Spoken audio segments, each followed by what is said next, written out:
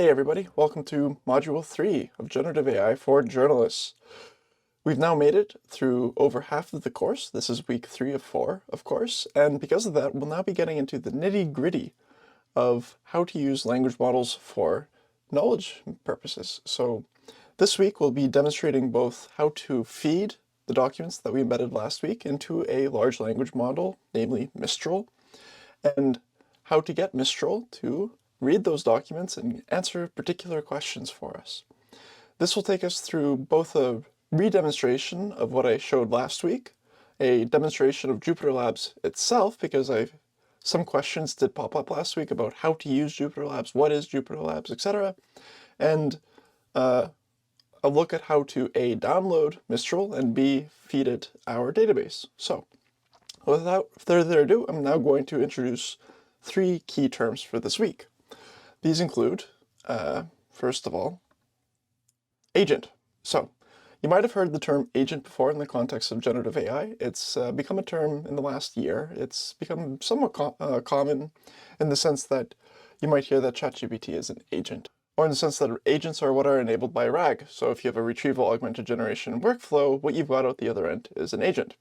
And really, there's different ways to define an agent for different purposes. In the older machine learning context, an agent is a machine learning model that has been reinforced towards some kind of goal. So it used to be, if you can imagine, you're trying to teach a computer how to walk or drive a car. You want to reinforce it to do certain things correctly. What you get out the other end is a model that is very good at achieving that goal. And it becomes so good that we call it an agent, because it has a goal in its head and it tries to achieve that goal no matter at what end. And right, so ChatGPT actually went through the same process. So the difference between ChatGPT or GPT 3.5 versus earlier models, and the reason why everybody got really excited about ChatGPT and it was so usable and you could just talk to it and answer questions, was because we reinforced it to be a good conversational partner. So we applied reinforcement learning to GPT, and what came out the other end was ChatGPT, a model that is specifically good at chatting. But that isn't exactly the same kind of agent that we will be using in this module. What we care about more so is, as defined by different companies, including LangChain and now NVIDIA, and I think even OpenAI recognizes this term, the new definition for agent, at least in our context, is a language model that has been given tools and data. So a tool, in a sense, is really just like a piece of programming code that helps the language model figure something out. So if the language model, for example, wants to tell you what 1 + 1 is, generally speaking, GPT will just know the answer is 2. But if you really want to make sure it doesn't hallucinate the answer, and you really want to make sure that it gives you a good answer back, what you can do is give the agent an access to a calculator. So it can type 1 + 1 into it and say 2.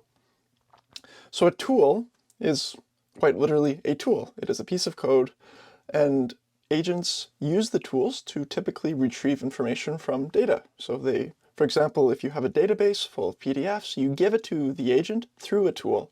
A tool might be, say, a calculator, but it can also be a search query or like a search function. And that's what we'll be doing in this module. Hence, agents can use tools and data to answer questions. So an example would be the paid ChatGPT, which I'll demonstrate in just a moment. So a tool, then, to recap, is a way for an agent to call out to an external website or service. A tool might be a lookup function to search a vector store, for example. It could also be a calculator. It could be a lookup function that returns the weather for a particular city. So if you ask the agent, what is the weather in Hamilton, Ontario, it'll tell you that it's, well, pretty cold and snowing. And a tool might even be another language model. If, for example, the language model, you're asking it to do a certain task, and in order to do that task, the language model has to assume a personality, and you want that personality to be predefined. For example, what would a psychotherapist think about my dream last night? You can actually have the language model call out to another language model, and they talk to each other through the use of tools. But implicit in both of these definitions is the language model, and we haven't yet really used one in this class. Technically, we used one last week for the embedding language model, but when I think in the context of this module, in the context of this course, when we say language model, we really mean something that we can talk to, like ChatGPT. And because a part of this class is focused on privacy and security, and because I can assume that many of you will be feeding your language model confidential and sensitive data, you don't necessarily want to use ChatGPT. So what language model do you use? Mistral is one of them. Mistral was developed by a team in France. It's a llama-based model. So if you remember from earlier this year, a model that really made big waves, I think even in the news, more generally, was Llama. So Llama is like ChatGPT, but it's free in the sense that you can download it and run it on your own computer. So ChatGPT is either free, or if you want the really good version of ChatGPT, you have to pay for it. But Llama, you can just download and run on your own computer. Llama was pretty good, but Mistral's better. And Mistral is in fact so good, it's almost comparable to ChatGPT in my honest opinion. It's quite small. You can run it on your computer if it's newer than, say, a decade old. And if you're running it on a MacBook, it runs really quickly. It can put out about 50 words a second, which is way faster than I can read. So we'll be using Mistral in this class, but there are hundreds of thousands of models out there. Many of them are different versions of the same model, but regardless, if you take a look at Hugging Face, there are so many models out there to be used, but Mistral will be the one that we're using.